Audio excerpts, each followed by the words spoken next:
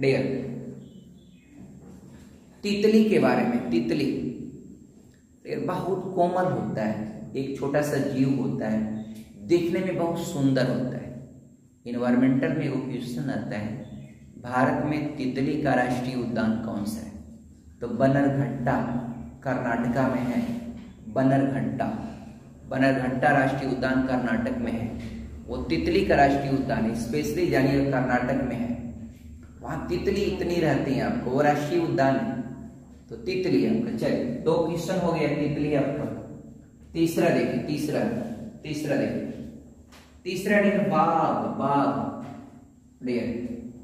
बाघ। और एनिमल की बात है कि सबसे फास्ट आपका रनिंग करने वाला एनिमल कौन सा है? बाघ को बताइएगा। बाघ, टाइगर सबसे ज्यादा तेज दौड़ता है डियर। आगे जरा बढ़िएगा, बाघ हो गया। अब बाघ के बाद है डियर, बाघ के बाद है हाथी। अरे बाघ के बाद हाथी नहीं है, बाघ के बाद आपका जो है एक मच्छर दिया हुआ है डियर। ये आपका चौथा है मच्छर। तो मच्छर तो आप लोग देखते नहीं होंगे क्योंकि आप लोग पेरिस में हैं। पेरिस दुनिया की एक ऐसी शहर है, फ्रांस की राजधानी, कैपिटल ऑफ फ्रांस। एक बात बताएं फ्रांस के बारे में, फ्रांस यूरोप का भारत कहलाता है। स्टेटमेंट होता है France is known as the India of Europe. ऐसा क्यों होता है? वाई वी कॉल्ड आपका यूरोप का भारत फ्रांस को क्यों कहते हैं? आपका तर्क होगा कृषि प्रधान देश है, वहां खेती खूब होती है फ्रांस में। जैसे भारत एक कृषि प्रधान देश है ना, खेती होती है, वैसे यूरोप में जो फ्रांस है ना काफी बड़ा है, वहां पर खेती खूब होती है, अच्छी खेती होती है, इसलिए आपका फ्रांस को यूरोप का भारत कहते हैं। और फ्रांस में डियर एक चीज और जानिएगा, एजुकेशन बहुत अच्छा है। आप लोगों को पता है पूरी दुनिया में, पूरे विश्व में अगर कोई कॉन्टिनेंट बहुत ज्यादा हाईली डेवलप्ड अगर कोई कॉन्टिनेंट है, कोई महाद्वीप अगर सबसे ज्यादा विकसित है तो वो कौन सा है? यूरोप। क्योंकि आपको पता है पूरे विश्व पर कब्जा किए थे यूरोपीय दुनिया के हर देशों पर कब्जा किए। इसका मतलब सबसे ज्यादा डेवलप अगर पूरी दुनिया में कोई महाद्वीप है वह यूरोप। तो फ्रांस बहुत डेवलप, और फ्रांस में टेक्नोलॉजी इतनी अच्छी है ना, वहां ऐसा नहीं कि समरसेबल खोल दिए तो आपका चल रहा है आधी घंटा बुला गए, इधर आपका आकर के खूब पनीर तल रहे हैं, उधर समरसेबल का बटन दबा दिए, पूरा आधी घंटा बेकार का पानी गया नाला में बाहर, ढेर इतना कीमती पानी। आप उस पानी का कीमत आकलन करिएगा ना डियर, तो कई 100 रुपए का पानी अपने नाले में बहा दिया डियर। बहा दिया कि नहीं बहा दिया? This is very bad. आपका हम लोग वीडियो के माध्यम से सब संदेश देते रहते हैं कि आप ये चीजें बहुत होती, कॉमनली होती है डियर। क्यों नहीं होती? होती है ना। आप देखिए सरकार विश्व जल दिवस पर तमाम योजनाएं चलती हैं, सरकार प्रचार करती है कि जल बचाइए, अब जल ही कल है, माने जमीन के अंदर जो जल है उसका निश्चित स्रोत है, उसको बचाइए ना। आपका आदमी बर्बाद करने पर लगा है, बर्बाद करने पर लगा है। बात नहीं समझ में आ रही समझ में डियर, जल को बचाइए। हाँ, यहाँ क्या हो रहा है, हर गांव हर देहात जहां देखिए आपका एक आदमी को एक समरसेबुल लगाया, उसके 4 लड़के चारों समरसेबुल लगा रहे हैं, यो खुदवाया वो भी खुदवाया वो भी खुदवाया, मतलब समरसेबुल जमीन को छेद डाल रहे हैं पूरे गांव घर घर। चाहते तो एक समरसेबुल से पूरा एक गांव को पानी सप्लाई दिया जा सकता है, इतना पानी देता है समरसेबुल, कितना आदमी पानी पिएगा। लेकिन नहीं, आदमी में यहाँ तालमेल तो है ही नहीं आपका। हाँ, उनके मशीन को भरने जाएंगे, हाँ कैसे हो सकता है? ला, अरे आज उनका हुआ कल इनका, तब तक बोरिंग करा दिए और बटन टिप दिए, कुछ भी जा रहे हैं आप, कुछ गए खाना बनाने, अच्छा चलिए पनिया दें चला दें, टिप दिए, जा आके खाना बना रहे हैं, तब भुला गए समरसेबुल चल रहा है, कितने लोग तो पूरा घर भर देते हैं रात भर में। आप डियर सवेरे आइए तो देखिए आपका पूरा, हाँ डियर, तो ये होता है। अब वो सारा पानी बर्बाद होता है। आपके यहाँ देखिए, आपके यहाँ खैराबाद के पीछे इधर देखिए, पूरा समझिए सब समरसेबुल, कितना आपका जागरूक है ही नहीं लोग, आपका सब बटन टिप टिप आपका पानी बर्बाद करते हैं। आने वाले दिनों में पानी हमारे लिए आपका बहुत आवश्यक डियर एक आवश्यक है आपका, तो इसको बचाइए। आपका जितनी जरूरत है उतनी ही पानी आपका व्यर्थ ना करें। ये जागरूकता की बात थी तो मैंने इस पर काम किया। पांचवा, जल को बहुत बचाना है आपको। जब जरूरत है उसको चलाइए, यूज करिए, बंद कर दीजिए। डियर है कि नहीं आपका? और डियर एक और ऑप्शन दिया है वेल। वेल सुना है आपने वेल को? डियर आप जानते हैं इसमें आपका कह रहा है कि सार्थक क्रम दीजिए, और सार्थक क्रम दीजिए और आपको जो है छोटे से बड़े क्रम में इसको लिखना है। तो सबसे पहले आपका मच्छर होगा, सबसे छोटा तो हमको मच्छर ही दिख रहा है। अब मच्छर के बाद क्या हो जाएगा? तितली। तितली के बाद क्या हो जाएगा? बाघ। बाघ के बाद क्या हो जाएगा? हाथी। हाथी के बाद क्या हो जाएगा? वेल। ये आपका बढ़ते क्रम में। कितना आसान है डियर, आपका बता दिए ना आप लोग? अच्छा बता दिए, तो जरा इसको बता दीजिए तब न जाने आपको इस क्वेश्चन को जो है अवरोही क्रम में लिखना है। किस क्रम में लिखना है? अवरोही क्रम में। अवरोही क्रम का मतलब होता है क्या? अवरोही क्रम का मतलब क्या होता है?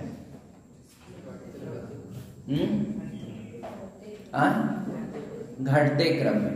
डिसेंडिंग ऑर्डर होता है। चलिए आपको एक क्वेश्चन में दिया है अवरोही क्रम दें, अवरोही क्रम में लिखें। चलिए भैया लिखिए तो जरा क्या क्या ऑप्शन है। पहला है डियर, पहला है सिंधु, फिर दूसरा है डियर आपका ये आपका गोदावरी,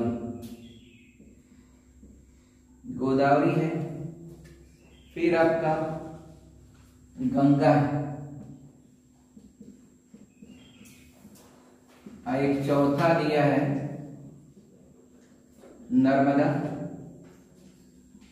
और पांचवा है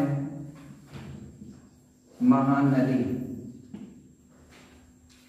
आपको इसको अवरोही क्रम में लिखना है, यानी आपको बढ़ते क्रम में लिखना है। अब क्वेश्चन तो बहुत चैलेंजिंग वाला हो गया। रीजन इस बात का है कि आपको लंबाई का आकलन रहेगा तभी तो करेंगे आप। कैसे करेंगे?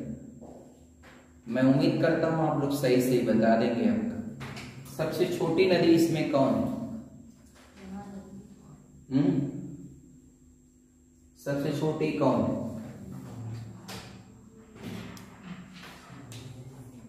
सभी नदियों की बात करेंगे तो बात कर भी लेंगे। बढ़िया सुनिए, सबसे छोटी नदी जो है वह महानदी है, छत्तीसगढ़ के पास से निकली है और सिर्फ छत्तीसगढ़ उड़ीसा में बहते हुए आपका बंगाल की खाड़ी में गिरती है। सबसे छोटी महानदी। अब महानदी से बड़ी कौन है? सही 1312। इसकी 700 या 800 कितना है, और इसका आपका 1312 है। नर्मदा से बड़ी आपका गोदावरी 1465। दो हो गया। इससे बड़ी अगर देखेंगे गंगा है, और सबसे बड़ी आपका सिंधु। सिंधु की लंबाई आपका गंगा से ज्यादा है। गंगा का 25 है, सिंधु का उससे भी लंबी। सिंधु और ब्रह्मपुत्र की लंबाइयों में ज्यादा अंतर नहीं। ये आपका मैंने इसका क्रम दिया। थोड़ा सा मैं बात भी इसमें कर लूं, जरा इसको भी देख लीजिएगा। सिंधु आपको पता है कैलाश मानसरोवर से निकली, कैलाश मानसरोवर से, मानसरोवर झील से निकली है और लद्दाख होते हुए पाकिस्तान को दो भागों में बांटते हुए कराची के पास अरब सागर में गिरती है। गोदावरी आपका त्र्यंबकेश्वर एक स्थान पड़ता है महाराष्ट्र में, वहीं से निकली और वह पूरा दक्षिण भारत की प्रायद्वीपीय भारत की सबसे लंबी नदी यही है, गोदावरी। और इसका एक और रिकॉर्ड है, ये डेल्टा भी बनाती है और ज्वार नदमुख भी बनाती है। यह एक ऐसी नदी जो डेल्टा का भी निर्माण करती, ज्वार नदमुख का भी निर्माण करती। ये कैसी हो गया? एक तरफ पहाड़ है, एक तरफ मैदानी इलाका, जहाँ नदियां गिरी है ना, एक तरफ मैदान एक तरफ पहाड़ है। पहाड़ मिट्टी को टच नहीं होने दिया। पहाड़ के पास पानी बहेगा ना तो मिट्टी सटेगा ही नहीं, सब उड़ेल देता है, और जिधर मैदान है ना उधर जमा देता है।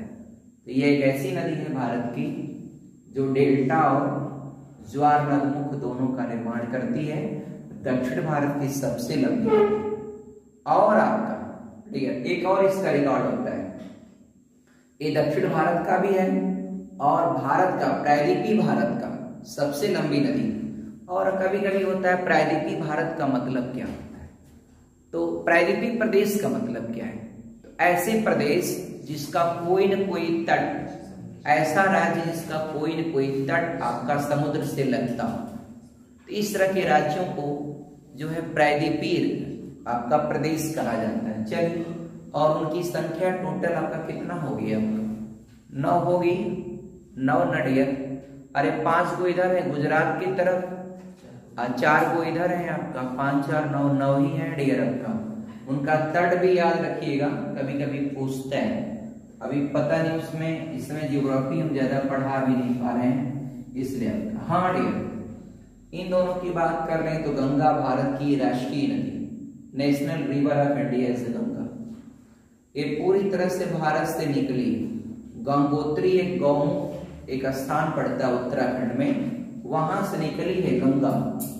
और डियर गंगा वहां से निकली तो उत्तराखंड होते हुए और पूरा यूपी होते हुए पूरा बिहार को 2 भागों में बांट देती। गंगा नदी कौन सी नदी है जो बिहार को 2 भागों में बांटती? तो गंगा। गंगा जो बांट देती तो ऊपर का उत्तरी बिहार हो जाएगा, नीचे का दक्षिणी बिहार हो जाता है। अब आप बताइए कि भारत, अरे वो आपका बिहार का कौन सा भाग, उत्तरी बिहार या दक्षिणी बिहार, कौन सा बिहार जो है बाढ़ से प्रभावित रहता है? बताएंगे आप कौन सा बिहार? उत्तरी बिहार। कहाँ है? ऊपर नेपाल है, खपड़ोइया पर नेपाल सब पानी ठेलेगा और वो सारा पानी आता है। दक्षिणी बिहार जो है ना, ये आपका नागपुर, छोटा नागपुर का पठार का थोड़ा हिस्सा है। तो यहाँ पर जो गया हुआ वाला हिस्सा है ना, वहाँ एकदम सूखा पड़ता है, वहाँ सूखा ज्यादा रहता है, वहाँ ज्यादा बरसात नहीं होती, वो थोड़ा सा पठारी है, उठा हुआ है गया का हिस्सा, इसलिए दक्षिणी बिहार बाढ़ से प्रभावित नहीं रहता, उत्तरी बिहार बाढ़ से रहता है। सब गंडक, कोसी, बागमती, कमला, सब नदियां नेपाल से आने वाली पूरा जलमग्न कर देती हैं। किसको? उत्तरी बिहार। बात समझ में आ रही है आपका डियर? तो आप समझिएगा इस सारी चीजों को। और डियर नर्मदा के बारे में तो एकदम स्टैंडर्ड क्वेश्चन है। पश्चिम की ओर बहने वाली नदी है, ताप्ती भी पश्चिम की ओर बहती है और नर्मदा भी बहती है। नर्मदा नदी आपका भ्रंश घाटी से होकर बहने वाली नदी है। ये भी है, ताप्ती भी है। 2 पहाड़ों के बीच अगर कोई नदी फ्लो हो रही है उसको रिफ्ट वैली से फ्लो होने वाली नदी माना जाता है। रिफ्ट वैली भ्रंश घाटी से होकर बहने वाली और पश्चिम की ओर बहती है। डियर भारत में मोस्टली ज्यादातर नदियां आपका पूरब की ओर बहती है, उनका ढलान किधर होता है? पूरब। ज्यादा नदियां, लेकिन कुछ नदियां पश्चिम की ओर, कुछ नदियां उत्तर की ओर। कौन सी? चंबल। चंबल नदी का प्रवाह किधर होता है? नॉर्थ की ओर होता है। उत्तर की ओर बहने वाली नदी है चंबल। और किस नदी में? घड़ियाल। मगरमच्छ क्या किसमें ज्यादा पाए जाते हैं? तो चंबल बताइए, बहुत घड़ियाल पाए जाते हैं। औरैया के पास जाएंगे ना डियर, औरैया मुरैना के पास गजब का घड़ियाल वहां बहुत रहते हैं डियर नदी में। अरे डियर चंबल में अगर आप सजग से नहीं गए और पानी नहीं सावधानी से पी रहे हैं तो पता चलेगा करके भी वहां नदियों के किनारे लोग पहले पानी पिया करते थे। ऐसे कोई बैठ के पानी पी रहा है, अब पानी में आप तो नहीं देख पाएंगे, कम दूरी में तो थोड़ा देख लेंगे, नहीं तो मोस्टली नहीं देख पाएंगे। और कोई जानवर ऐसे से पी रहा है ना, हिरन पी रहा है, बकरी कोई पानी पी रही, और तब तक आएगा घड़ियाल उसका मुंह पकड़ लेगा तुरंत। ऐसा सीन देखा होगा, खींच लेगा। तो उस नदी में आपका चंबल में बहुत ज्यादा पाए जाते हैं, इसलिए आपका लोग सतर्क रहते हैं उन एरियाओं में, बहुत ज्यादा आपका ये होते हैं। आगे बढ़ते हैं डियर का। डियर एक फिल्म देखा होगा अमिताभ बच्चन का, अमरीश पुरी का एक फिल्म थी, और मिथुन चक्रवर्ती का। ये आपका फिल्म थी, बहुत पुरानी थी, गंगा यमुना सरस्वती। ये आपका फिल्म एक बार आई थी, बहुत पुरानी फिल्म थी, बहुत अच्छी फिल्म थी। हम लोग जब बचपन में आपका देखा करते थे फिल्म टीवी पर, ऐसे टीवी या VCR पहले चला करता था गांव में। सारे नदियों का टॉपिक था, इस पर डालते हैं डियर, इस पॉइंट में चले गए। आगे बढ़े, आगे है डियर एक महाद्वीप से रिलेट करके वो दिया था, एक दूसरा दिया है डियर। एक डियर ये है कि थोड़ा सा क्वेश्चन ऐसा है डियर, डियर देख SSC में पूछा गया है, एक प्रोसेस के अंतर्गत दिया है। पहला है सफलता है, दूसरा है डियर मेडल समझते हैं ना, और तीसरा है डियर परिणाम। क्या है? परिणाम। तीसरा परिणाम है। चौथा डियर आपका विद्यालय, चौथा विद्यालय है। और पांचवा जो है ये आपका परीक्षा है। अब बताइए सार्थक क्रम बताना है इसका। पहले तो आप विद्यालय जाएंगे, परीक्षा देंगे ना, अब परीक्षा देंगे तो परिणाम आएगा, परिणाम आ गया, अगर आप सफल हो गए तो क्या पाएंगे? मेडल पाएंगे। ऐसे यही ना होता है डियर, किसी भी स्कूल कॉलेज में हमेशा देखा होगा, गर्मी दिनों में जब रिजल्ट आता है तो मेडल बढ़ता है स्कूलों में डियर।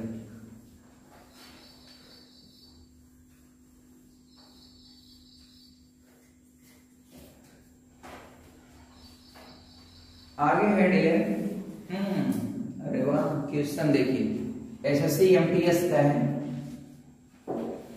SSC MTS क्या क्वेश्चन है देखिए,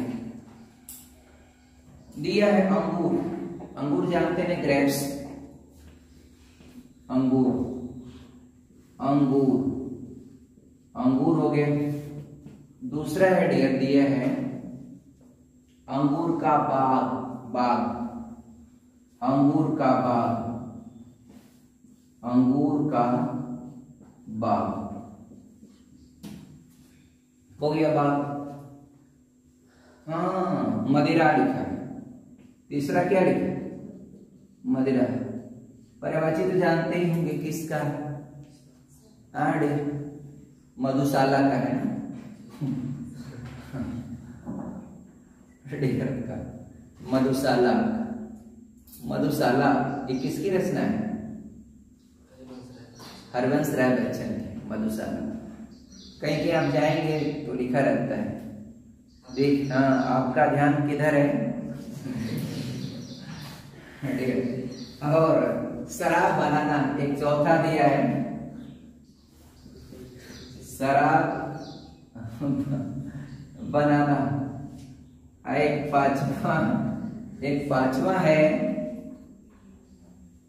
पांचवा है डियर आसवन करना। जानते हैं डियर, पहली बात ये जो शराब होता है अंगूर से बनता है, बहुत बढ़िया शराब होता है। शैंपेन शराब जो होता है फ्रांस बनाता है, और फ्रांस की जो शहर है शराब के निर्माण में फेमस है, Bordeaux is the city of France get popularity for the production of wine. बहुत बढ़िया शराब बनाता है। और यूरोपीय जो है ना डियर आपका वाइन का सेवन बहुत ज्यादा करते हैं, but taking wine is harmful for health. मतलब शराब पीना स्वास्थ्य के लिए क्या होता है? हानिकारक होता है, नहीं पीना चाहिए, मत पीजिएगा कभी भी। देखिए इधर, मत पीजिएगा। लेकिन शराब बनता कैसे? इधर आइए, इधर बताइए। पहले क्या करेंगे? पहले बगीचा में चलेंगे, अंगूर के बगीचा में पहले चलेंगे, ठीक है। बाद में पहुंचे, क्या तोड़ लेंगे? अंगूर तोड़ लेंगे। तोड़ लिए अंगूर, अंगूर पाक है, उसका आसवन करेंगे। अंगूर का आसवन करेंगे तो वही आपका शराब बनना शुरू हो गया। तो आसवन करेंगे तो आपका शराब बनेगा, और शराब जो बन जाएगा तो उसी को हम लोग मदिरा कहते हैं। मुझे लगता है 215-43 इसका फुट होगा, 215-43। पहला ऑप्शन सही है डेरा, बिल्कुल सही, गुड। यही है प्रक्रिया के तहत आपका तार्किक क्वेश्चन आपके इसका दिया। जरा इस क्वेश्चन को देखिएगा।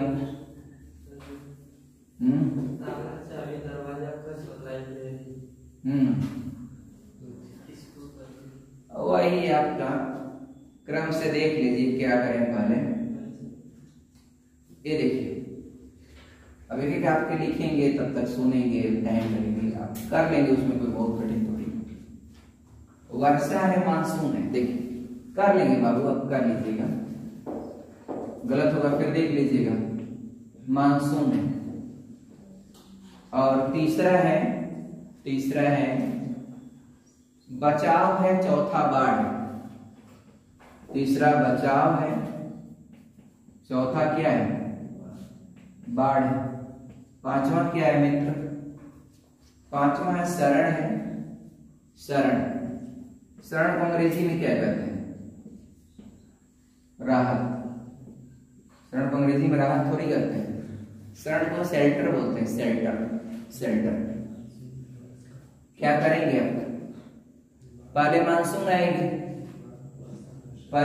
आएगी तो वर्षा होगा तो बाढ़ आ जाएगा तो बचाव का काम शुरू करेंगे।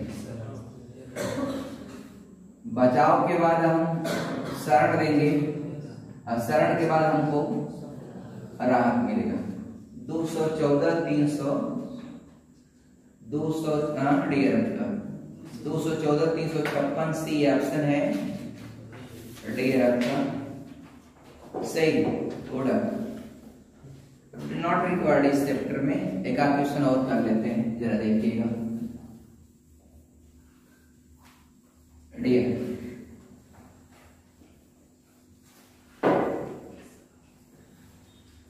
एक क्वेश्चन जरा इसको देखिएगा। डियर वाक्य, पहला है वाक्य, फिर दूसरा है शब्द, और तीसरा दिया है अध्याय दिया है, फिर चौथा दिया वाक्यांश, और वाक्यांश है, और फिर आपका अनुच्छेद दिया है। बोलिए जरा तुम, क्या क्रम होना चाहिए? क्या? देखिए, अध्याय के बाद आपका अनुच्छेद के बाद आप 3-5-1 वाक्य, और फिर वाक्य का छोटा वाक्यांश 4, और उसके बाद शब्द। ये देखिए बड़े से छोटे के क्रम में गया है, यानी सबसे जो बड़ा होता है वह अध्याय होता है। अध्याय में अनुच्छेद होते हैं, अनुच्छेद में वाक्य होते हैं, वाक्य में वाक्यांश होते हैं, वाक्यांशों में शब्द होते हैं। इसलिए आपके क्रम दिया है, इस प्रकार से आप इसको पूरा करेंगे। एक क्वेश्चन और कर लीजिए जरा, आप जरा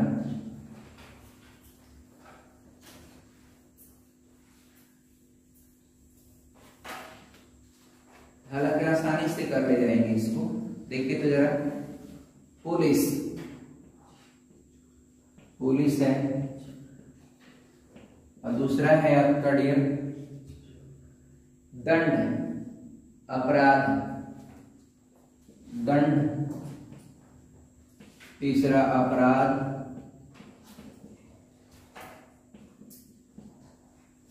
अपराध के बाद आपका न्यायमूर्ति,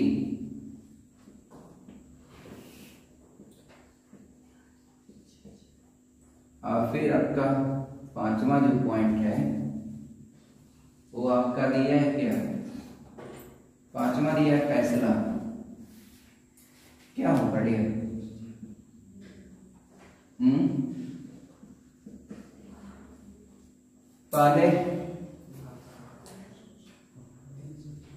पहले क्राइम होता है, क्राइम होगा तो पुलिस जाएगी, पुलिस जाएगी तो न्यायमूर्ति के पास लेके जाएगी, जज के पास, जज उसको फैसला सुनाएगा। फैसले में यदि दोषी होगा तो दंड दिया जाएगा, और नहीं दोषी होगा फैसले में तो ये अदालत उस व्यक्ति को जो है बाइज्जत बरी कर